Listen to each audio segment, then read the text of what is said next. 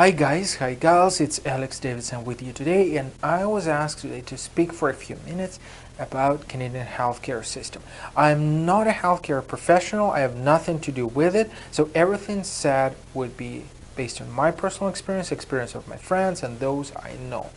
Alright, that was just a quick disclaimer.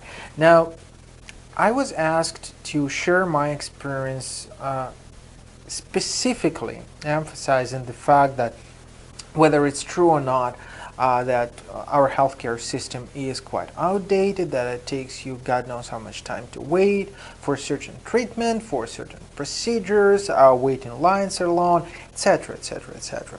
So let's start with the basics first.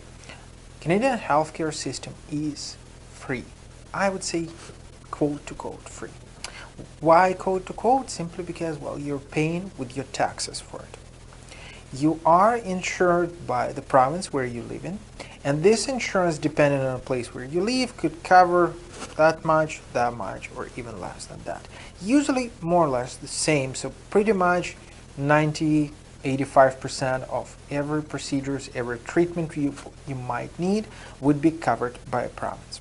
Typically, if you're employed, if you're not self-employed, if you're not a business owner, a company you're working with would be providing additional healthcare plan for you, where they would be giving you like extras, dental, for example, eye care. Typically, this is what's not included in healthcare of a province you're living in. So dental, well, no, prevention is the best way to keep your money in your pocket, because it might cost you a fortune. Eye care, it's a good topic for the next video where I would share with you how to save money on eye care, okay? Do not buy glasses around the corner. Do not spend money on those bastards. You actually could buy glasses for about 10 bucks for pretty much the same quality. I will just give you an idea where to get it. Now, getting back to the healthcare system, again, my personal experience, I hear disastrous stories probably about people who spend hours and hours in emergency room, who spend days and days or maybe even years waiting for procedures. Two experiences. Now, first one, my wife's colleague, she's got cancer. God forbid for anyone, all right? And so far, based again on my wife's stories, this lady, she's been receiving her treatment and procedures required in extremely timely manner, like extremely timely manner. It happens here in Toronto, so I have no idea about other cities or other places, but everything's been done, like all the treatment required has been done within probably 2.5 months. Okay, I've heard stories where it took longer, where more difficult procedures or specialist attention was required, and it took several months because of the wait in line. But look, nobody would allow you to die waiting for the doctor. It doesn't work like that. Yes, it's a world-class healthcare system, one of the best in the world. And imagine this, one of the best systems available for you for free. Because in this lady's case, she paid for nothing, like zero, completely zero, right? I cannot speak about medicine because maybe she has paid something for medicine specifically, but as for the treatment, everything has been provided for free.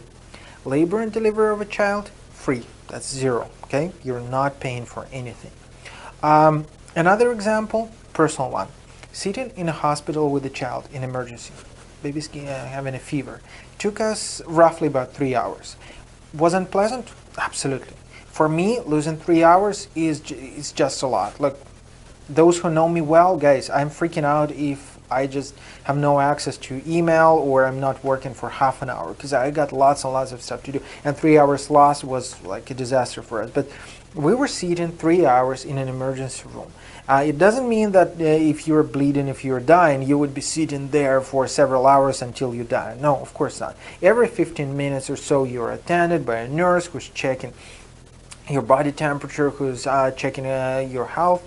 But that wasn't unpleasant, simply because I had a lady in front of us and her finger was bleeding. Okay, again, it's personal experience, quite true. So her finger was bleeding and she's been sitting there claiming that it's an emergency, right? In another circumstance, in another world, they would probably slap your face.